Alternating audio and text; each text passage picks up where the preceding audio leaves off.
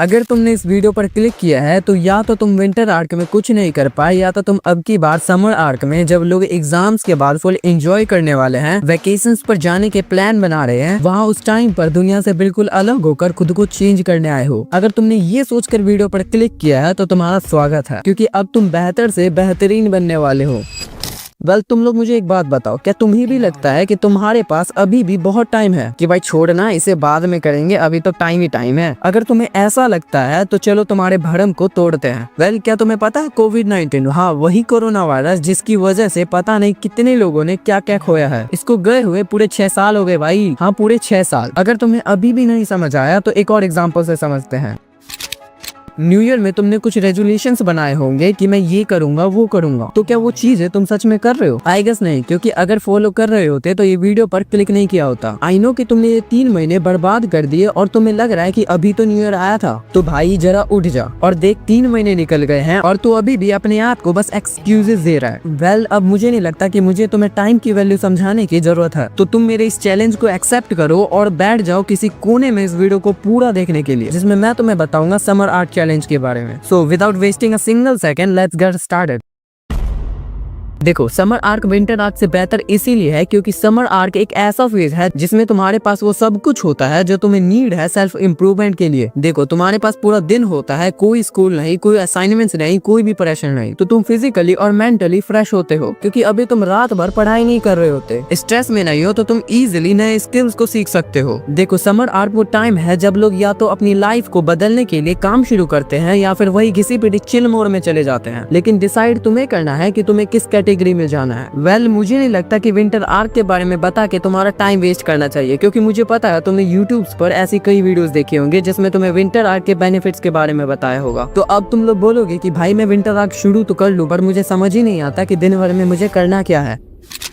तो देखो, तुम्हें अपनी आप पर काम करना है, अपने कंसिस्टेंसी पर काम करो, किसी भी डिस्ट्रैक्शंस को अपनी गोल्स के सामने मत आने दो। अगर तुम्हें अपनी लाइफ में कुछ अचीव करना है तो कंसिस्टेंट रह कर काम करो, अपने आप से कोई भी एक्सक्यूजेस मत दो। जो काम मिला है या कुछ पेंडिंग है तो उसी वक्त खत्म करो। और तुम्हें मेंटली और फिजिकली स्ट्रॉन्ग बनना है ताकि तुम्हें कोई रोक ना सके। तुम्हें अपनी पर्सनैलिटी को इतना ग्राइंड करना है कि सामने वाला तुम पर उंगली उठाने से पहले 100 बार सोचे। वेल, अब फाइनली हम बात करते हैं कि तुम्हें पूरे समर आर्क में करना क्या है। तो अब तुम्हें मोटिवेशन मिल गया, और जब तुम एक अच्छी नींद लेके सुबह उठते हो फुल एनर्जी के साथ, फुल मोटिवेशन के साथ, तो पहले हम दिन का सबसे मुश्किल काम करेंगे जो कि है एक्सरसाइज। देखो, तुम्हें सुबह 5 बजे उठना होगा, और अगर तुम जिम जाते हो तो तुम्हें 5 से 7 जिम जाना है, और अगर तुम होम वर्कआउट करते हो तो तुम्हें वो करना होगा। अब देखो, अगर तुम्हारा स्लीप टाइम अच्छा नहीं है तो तुम्हें पहले दिन अपने विल पावर की हेल्प लेनी होगी। तुम सोते भले ही कितने बजे क्यों ना हो, पर तुम्हें उठना तो 5 बजे ही है। अगर तुम 4 से 5 दिन नींद कम लोगे तो तुम अपने आप जल्दी सोने लग जाओगे। अब जब तुम वर्कआउट करके वापस आते हो तो अब तुम थक चुके हो, लेकिन अभी तो दिन की शुरुआत भी नहीं हुई है, तो अब तुम्हें एनर्जी के लिए एक कोल्ड शावर लेना चाहिए। देखो, अगर तुम कोल्ड शावर को छोटी मोटी चीज समझ रहे हो तो मैं तुम्हें बता दूं कि कॉफी टी एक तरफ और एक कोल्ड शावर एक तरफ, क्योंकि देखो, कोल्ड शावर तुम्हारे माइंड को एक नया एनर्जी देगा। जैसे तुम सुबह उठे थे फुल एनर्जी के साथ, अब तुम्हें अपना पोस्ट वर्कआउट मील खाना है, पर ध्यान रखना तुम्हें अपने पेट का 2/4 हिस्सा ही खाना है, क्योंकि अगर तुमने पेट भरकर ठूस लिया तो तुम्हें नींद आएगी और दिन शुरू होने से पहले ही खत्म हो जाएगा। अब तुम बोलोगे कि अगर भाई पेट भर के नहीं खाऊंगा तो काम कैसे करूंगा?